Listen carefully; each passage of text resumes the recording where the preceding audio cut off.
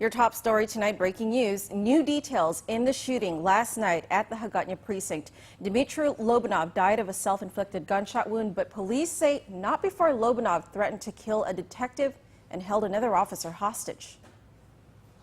It was like a scene out of a movie. 35-year-old U.S. Navy petty officer Dmitry Lobanov was in the processing room of the Hagåtña police precinct. His mugshot had just been taken, and he was in the middle of being fingerprinted when Guam police spokesman Officer A.J. Balahaja says Lobanov grabbed the gun out of a female detention guard's holster and pointed it at a male detective. Balahaja says the male detective immediately drew his gun and ordered Lobanov to drop his weapon. Then the unthinkable. Lobanov held the woman hostage.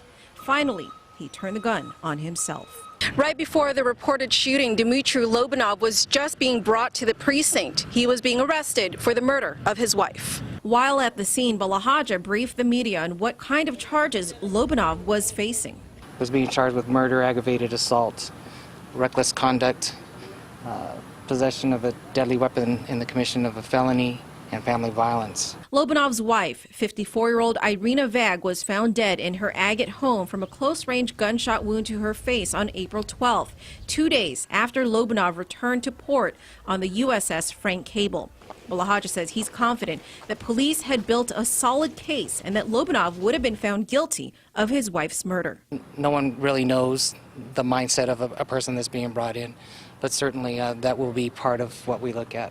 While the investigation continues into exactly how Lobanov was able to grab a service weapon from an officer, Balahaja says that all police officers are allowed and encouraged to carry their service weapons while on duty.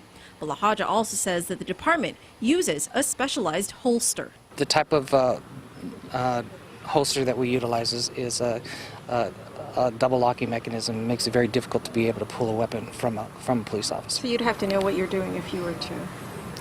Yes, if you were able to get a weapon from an officer, you'd need to know what you're doing.